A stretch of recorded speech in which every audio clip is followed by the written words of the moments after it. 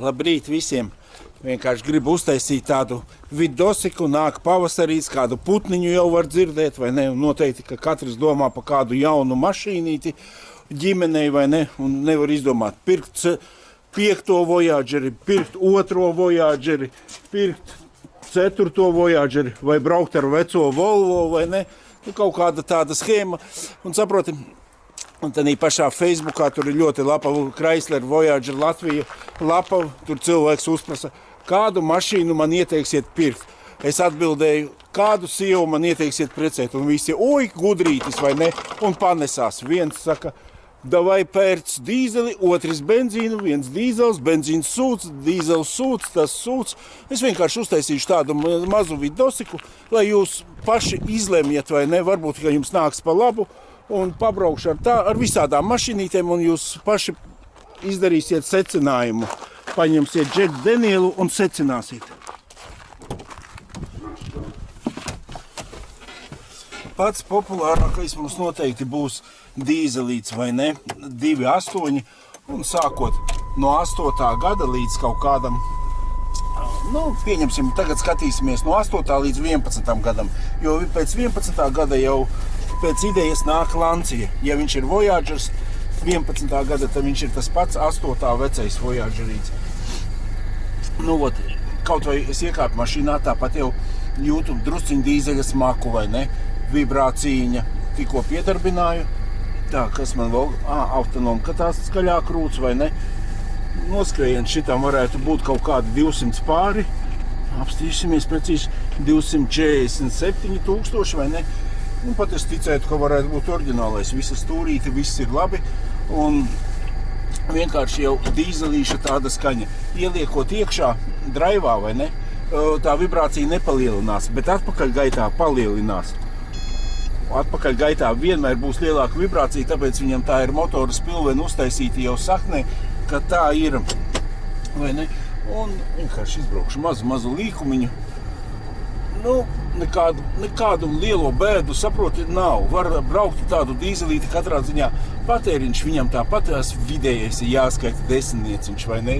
Ja jūs tā pilsēta tāds, ja jūs, protams, braucat pa šosei un tālu, tad cilvēciņš rakstīja, ka viņš pat ierakstījies kaut kādos 6,8 vai 7,8 litros. Jā, būs paigi mazāks. 6 kārba ļoti samazina patēriņu uz tāliem ceļiem, jo ar viņu jau pa bānīti vari tu arī vanskāt uz kaut kādu 140, un tas patēriņš ir stipri mazāks, vai ne? Vienmēr, ja pērkat dīzeļus, rēķināties, ka 1500 jums ir kārbas remonts, jo, saproti, visi šiti ļoti daudz man cilvēciņi no Vācijas, kas ir nopirkuši mašīnīti, kas ir, saproti, autoplačos te nopirkuši mašīnīti. Visi ir remontējuši kārbas. To vienkārši pieliekat to 1,5 štuku klāt, vai ne? Ja jums ir kaut kāda garantija, ka cilvēks jau ir izremontējis, ok, jo pārsvarā no Vācijas tu nopērc ar kārbas defektiem, atnāk tā mašīna, viņa brauc, saproti? Izbrauc tu gandrīz līdz Rīgai, atpakaļ, un viņa brauc. Bet aizbrauc Rīgā un viņš ieslēdz avārijas režīmiņu, un tur tu it kā varētu nomainīt vienu detaļu, kas maksā 200 eiro iekšā, bet tad tu to kārbu ņems atkal nost un atkal jātaisa pilna kapitālais remonts, un tas ir kaut kāds 1500 eiro. Bet pēc tam tu zini, ka 200 000 tu vari braukt. Tas ir tāds sāpīgākais, kas nav izbēgams. Neviena kārba vēl nav tāda, kas ir nogājuši 400 000 bez remonta, vai ne? Braucot, lūdzu, tas dīzels nemaz tā ļoti nejūtās, vai ne? Liekas, viss ir baigi čotka, vai ne? Kaut vai tas dīzeļa rūpoņiņa visu laiku skan, vai ne? Tādām austiņās, bet nav nekas traģisks un slikts, vai ne? Tāds, ieberu bišķiņ iekšā. Gaita ar viņam varētu būt drusiņa ašāka, vai ne? Bet plus mīnus viņš normāli ceļ, normāli brauc. Protams, ritošām vai tās ir riepiņas, vai viens gultnīts, vai ne. Izklausās jau, ka viens gultnīts bišķiņ gaudo. Tas viss, kā visām jaunām mašīnām, šis tāds mēdz izbeigties. Bet, tas man īsumā būtu apmēram pa 2.8 dīzelīti ziemā arī. Vienam lec, otram nelec, ja visi kārtībā lec, nav nekādu problēmiņu, tas ar to visu jārēķinās, kā ar visiem Common Rail dīzeļiem, vai ne? kā reiz mums ir saļā boltiņa, braucam iekšā un paņemsim tālāk tādu pašu 8. gada benzīnu. Tur jau ir vairāk versijas un arī izstāstīšu par to jums visos sīkos, lielos, mazos mājienos. No dīzeļa mēs pārceļamies uz benzīnu 3.8. Uzreiz jūs rēķināties, ka jūs braukāsiet uz gāzi un gāzes baloni stāvēs te apakšā. Var stāvēt viens, tādā gadījumā jums nelocīsies viens sēdeklis grīdā, bet pārsvarā visi liek divus un tad tu vari nobraukt 500 km, vai ne? Bet īstenībā, kad sēdeklis saloka vienkārši uz priekšu šito neielaišot grīdā, tāpat tur paliek 1,90 m. 1,89 m kaut kas tāds, un gulēt var pilnā augumā. Tas ir speciāla tēma pa matračiem, jūs varat sameklēt un uztaisīt. Mēģināsim izbraukt ar šito modelīti. Nospiežam vienkārši podziņu. 210 jūdzītes noskrējiens, sēdeklīts jau ir tāds, kastīte pielabota, kārtīga Latvijas mašīna, bet neskatoties uz to, viņa brauc ļoti labi un patīkami, vai ne? Un tūlīņās piesprādzēšos, lai negaudu.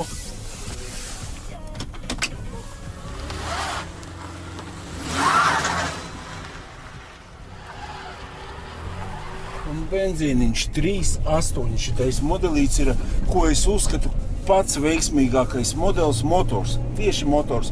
Viņš ir tāds pats kā vecajam 2001. gadam 3.8, bet arī jau viņš ir uztaisīts bišķiņ smalkāks, bet neskatoties uz to, viņš ir izturīgs, labs, dinamisks, ko es uzsveršu dinamisks ļoti, jo tāpēc, kad 4-litrīgais it kā ir spēcīgāks, bet viņš ne pa gramu nav ātrāks, viņš ir tāds smagnējs, un saproti, kaut kas viņam ir tāds, bet 3.8 tas pirmais tā kā kampieniņš Spīdolas trasēs pamēģināju, tur 3.8, 4-litrīgais varbūt ir pa 2 km ātrāks, vai ne, bet tas pilnīgi to neatmaksājās ņemt, jo viņam ir daudz ķimperlīgāks. To jau es esmu video citos tehniskajos pastāstījis, vai ne?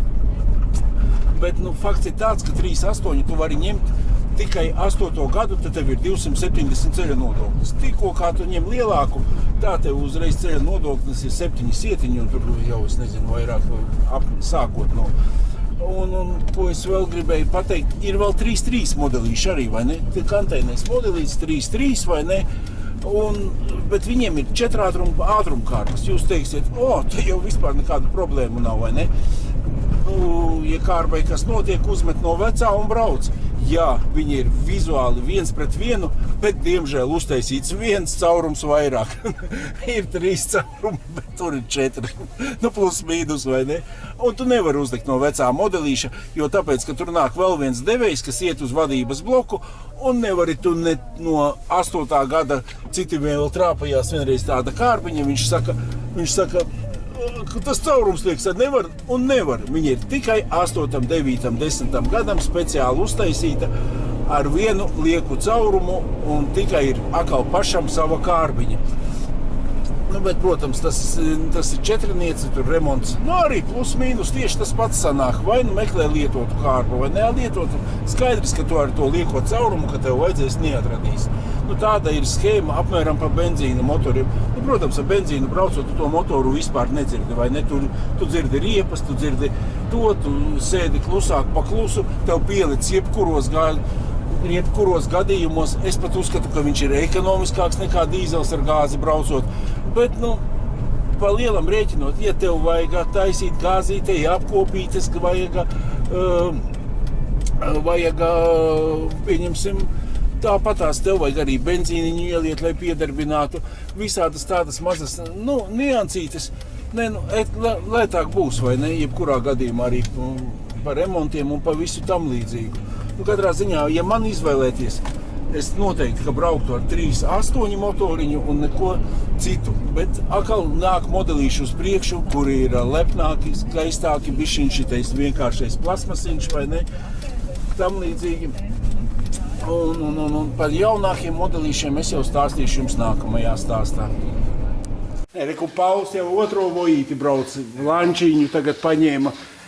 Kura viņa gada? 12? 12. Apsties no Austrijas vai no Dānijas? No Beļģijas. No Beļģijas. Neviena rūsiņa, nekas nav. Pilnīgi tāds skaistais aparāts, aizmugurē resnie āmīši. viss tā pa smuko un rekur uzlika viņš uzreiz normālu šķitoku bruņu. Cik viņš maksāja? 120 eiro. Nu, bet šitais jau ir līdzīgs. Nav tā lupata, kas nāk oriģināli viņiem iekšā. Nu, rekur atkal vadības bloks mums tik foršā vietā nolikts. Tāpēc vien tas krons ir vajadzīgs, lai visu šitien sasmērētu un lai viņš neoksidējās. Pauli iesēdinājām aizmugurē. Normāli veči vienmēr sēž aizmugurē. Vēl paņem kādu čarku un viss ir kā vajadzīgs. Pulkstenīts, redz, uzreiz rakstīts ir Lancia. Saki, ko tu gribi, redzi, tepat atpakaļ gaitā nav tāda vibrācija kā 8. gadam. Vienkārši Pauls arī 4 gadi iepriekš nobrauc ar 8. gadu un saka, tīrās ziņas no saimnieka, ka šitais ir mīkstāks, ērtāks. Ērtāks un gaita labāk. Jā. Un arī panelis bišķiņ smukāks, nav tāds kā tur vienkārši tāds. Un tāpat ir ručkiņi arī forša. Mums nav, un izbrauksim mazu līkumu.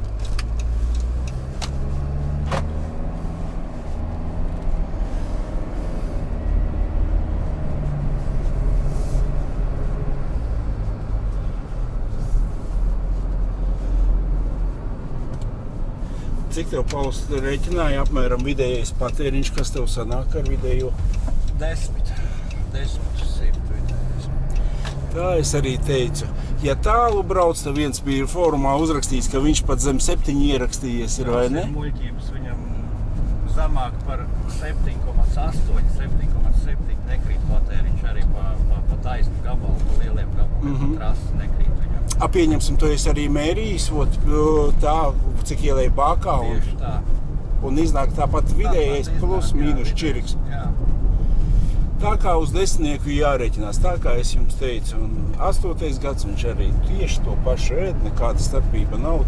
Varbūt viens modelīts drusciņ pa gramu vairāk, otrs mazāk.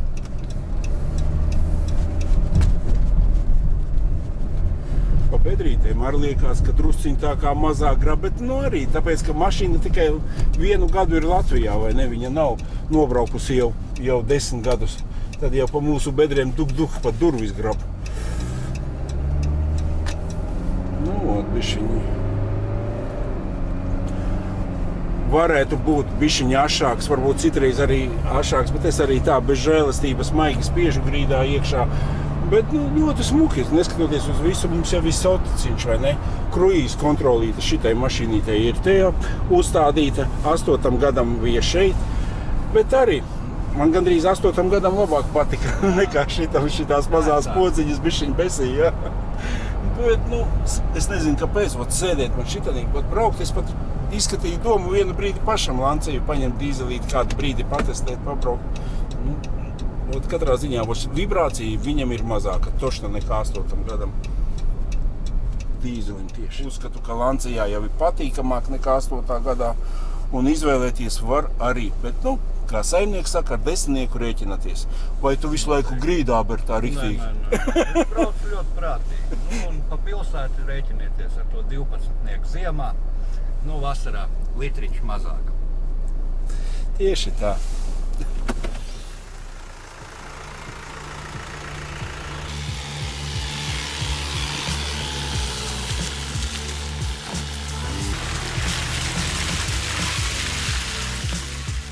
Pauls jau 5 gadi kā ar Voyagerīšiem brauc, un iepriekšējām Voyagerīšiem viņam kvēpu filtrs aizgāja, 2 līmeņi parādījās, to vajadzēja mainīt, bet arī nekādas lielās pēdas nevarēja manīt.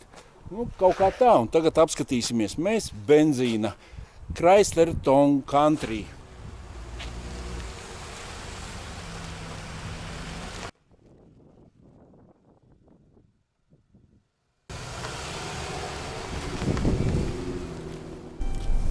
Un 11. gada modelīts, viss jau panelīts ir tāds tomēr smukāks, vai ne? Tā kā Lanciai.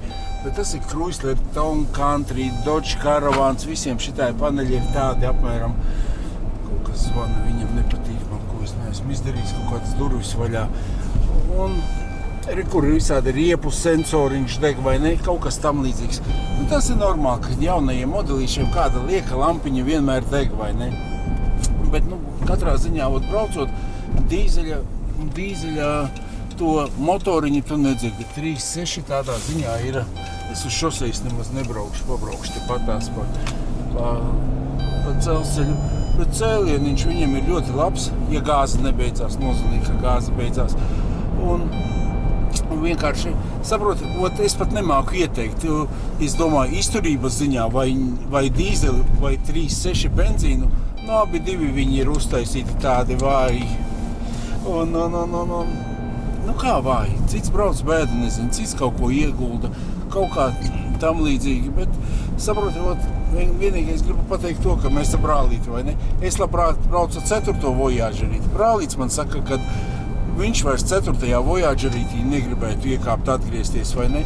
Lūdzu, un kā es varu ieteikt, kādu pirkt mašīnu? Tāpēc jūs katrs izdomājat pats, nolemjiet un kaut kā vienkārši pašam vajag saprast, ko vajag. Bet galvenais ieteikums, kā parasti saka, 4. Tur pieņemsim, 4. Voyagers maksā 5,000 vai 4,000. Cits saka, tu jau vari 5. paņemt. Tā ir vislielākā kļūda. Tu vari paņemt atliekas no 5. Voyagera, nevis normālu 5. Kaut kāds stāsts ir stāsts par šitām mašīnītēm. Un, protams, tas ir šedevrs, pēdējais šedevrs. Bet, ja 25 sākot, tad jau var kaut ko sākt šitam līdzīgu skatīties. Un vienkārši, lai kā būtu, ir tas pavisam savādāks modelīts. Labi, kāpšu iekšā. Domāju, ka pavasars sākās, bet šodien galīgi nav pavasars. Un šitien, protams, tikai podziņu. Cik tas ir patīkami. Burtiņu. Kameriņu arī būt drusciņu lielāka.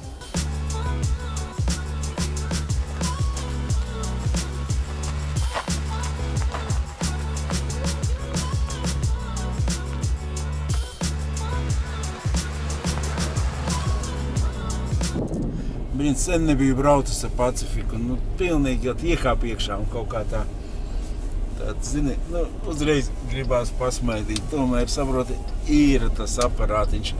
Nevar noliekt, ka jaunās mašīnas ir visas sūdīgas. Forši, tu iespied. Negribās izspiest. Viņa forši brauc arī nespiežot. Nevajag grīdā bāzt iekšā. Viss ir baigi pa skaisto tāds līkumiņš. Protams, ka jaunā Pacifika ir visa tāda kā Voyagerīti. Vienkārši tas, ka Eiropas varianta viņa nav, jo tāpēc, ka Lancia Pacifika netiek ražota, vai ne? Un tad mums pastāv tikai divas iespējas. Viena iespēja ir 3.6 motoriņš, 9 kārbiņa, vai ne? Un tad ir hibrīd variants vēl, kur nāk pluging sistēma iekšā, bet diemžēl tam variantam stāv gāzes balonu vietā akumulātori, un tur nav kur ielikt gāzes balonus, tā kā gandrīz, pat man liekas, reāli teikt, ka pastāv tikai viena iespējiņa, tas ir 3.6 motoriņš, vai ne? Viņa jau arī ir tagad tās restylinga variantā jau pēc 18. gada, ja nemaldos, jau nāk jaunāks modelīts. Es pat nebraukšu tālu, izbraukšu tepat parasto apskates līkumiņu. Un, es nezinu, protams, tas ir tāds kaifiņš. Tā 9-nieciņa te arī, viņa slēdzās tā, pilnīgi tahometriņā tu skaties. Te nevar teikt, ka nav progresa, ir te progress. Bet, progress sākās ar 25 štukām, vēl diezgan sāpīgi. Man ikdienā, ko nesātīs, es nevaru, un saproti, un tāpatās arī, es domāju, ka daudzi cilvēki Latvijā nevar. Tas ir ārzemēs. Iznāk jauns modelīts, cilvēki nobraukuši veco Voyagerīti, vai ne? Un paņem jaunu Pacifiku, atkal ģimenītei, tev ir savs autiņš, un viss ir kārtībā, vai ne? Bet Latvijā, diemžēl, vēl ir laiciņš paies, kamēr tā būs. Un katrā ziņā es varu droši pat pateikt, ka labāka minivena kā Pacifika nav vispār uz pasaules. Kaut vai paņem e-mobili, vai ne? Tur ir saimnieks. Viņš nepērk, viņam nevajag jauno Mersi, visu.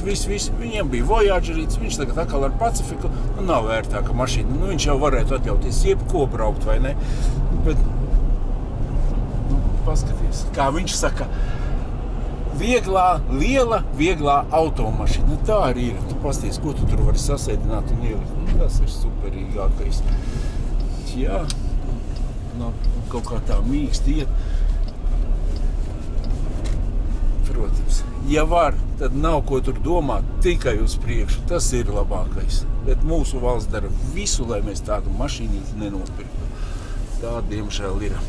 Tāpēc pārkāpsim bišķiņu zemāku klasi, patestēsim tagad 4. Voyagerīšus. Kaut kā tā.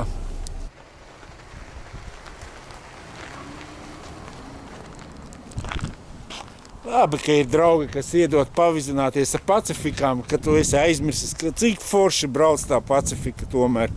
Bet atgriezīsimies realitātē un iekāpsimies 4. vojītī ar 400 noskrējienu, viss kā vajadzīgs, bet ar nemaz nav peļams aparāts. Teikšu, kā ir, ka man ar 5 vojīšiem es 4 gadi pabraucu un atpakaļ iekāpjot 4. Es jūtos gandrīz kā mājās, un man ir labi, kamēr es pāriešu. Tikmēr vēl laiciņš paies. Man ikdienai, ko skraidīt, ļoti, ļoti labi.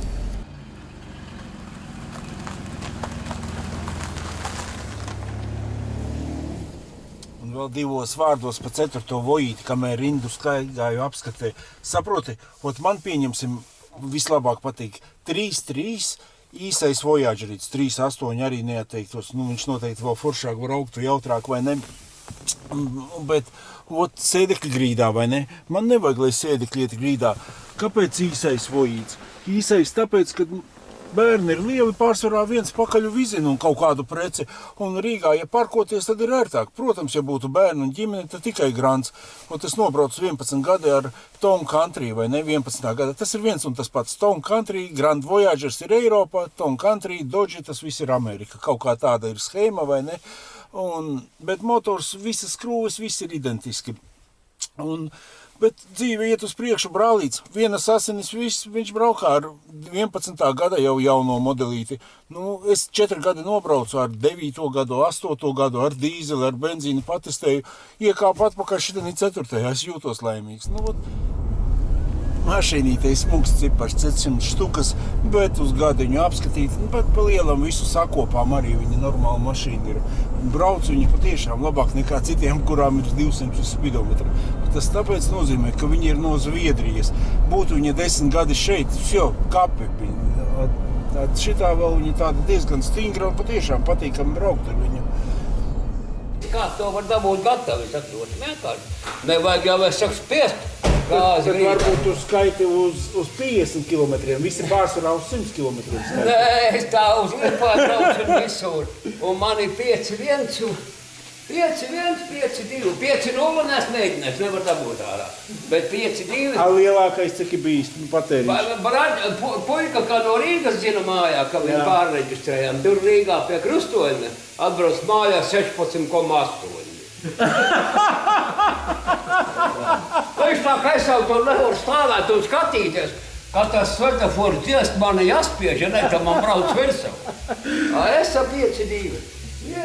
Lūdzu, 5-2 patēriņš uz 100 kilometru. Jā. Gribi tici, gribi netici. Tagad ir 5-4. Es teicu viņiem, ka dabūju peldē, ka tas sniegs bija šito vietu. Es domāju, ka netikšu. Bet labi, ka es gāju ar 3. Tā jau ir stāst kūliņu un mums izkūliņu. Pēc brauc māju izkāpi mašanu nepazīst. Otru te bija viss rezultāts, tad tagad ir 5-4. Man tas ir oficiālais 5-2. Es savādāk nebraucu. Lūdzu, stāstu dzirdējāt. Vīrs brauc 5,1. Reku patēriņš ir 5,4. Acīm redzamais, neticamais. Lūdzu, ko nozīmē manuālā kārba. Kā viņš teica, dēls Rīgā dabūt pat 16 ārā no viņa. Tā kā redziet, cik daudz atkarīgs ir no braukšanas.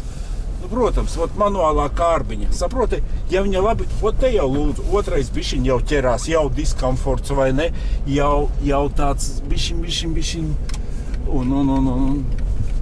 Bet,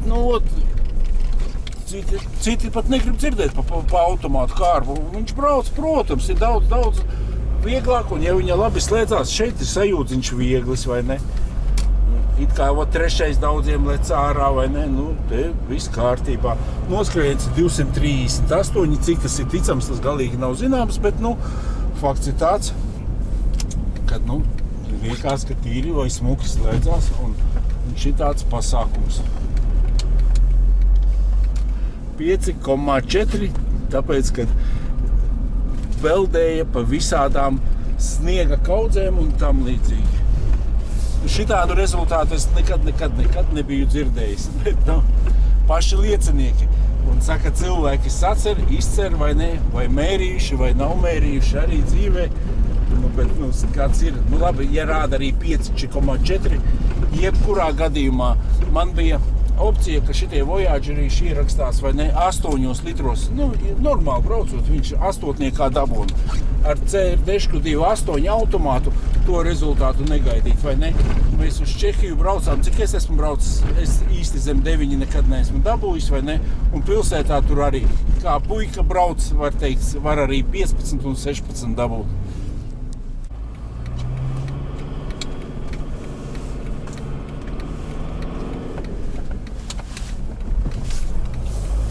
Ļoti grūti braukt un filmēt. Man galīgi nederētu šitāds aparātiņš, bet cilvēks, kas nefilmē, ir labs. Vienīgais tas, ka tu redzi, viņi jau ir izbeigties. 8. gads ir pēdējais gads, kas ir Dablomans. Ja to es uzskatu, ka tas nav 8. gads, bet kaut kāds 7. gada Voyagerīts. Un tad jau tikai automāti paliek jaunie kvadrātainie un manuālā kārba Chrysleri mums ir jāaizmirst. Nu, šitien es nevienu sliktu vārdu nevaru teikt. Nu, kārbiņai, protams, Rīgā braucot, viņa izbesīta, vienkārši izbesīta, bet sajūtiņš ir viegls un tiem, kam vajag tādu mašīnīti, es domāju, ka jebkurā gadījumā viņu var arī ievilkt, vai ne, un nav tā kā automātu, tu nevari vēl kaut piedarbināt šito manuālo, luksafors ir izbeidzies, vai ne, bet cik gājēji, tad mēs tiekam iekšā. 5,4, 5,1 ir patstāvīgais. Tādu stāstu šitais bija taupīts tieši priekš jums skatītājiem. Nu, laimīgi, Jāni, iziet apskati. Es jau vienmēr pazvanu. Jā. Es pazvanu, pasaku, vai ir vai nav. Jā. Un lai labi ripo. Nu, lai ripo, es Jā. saku.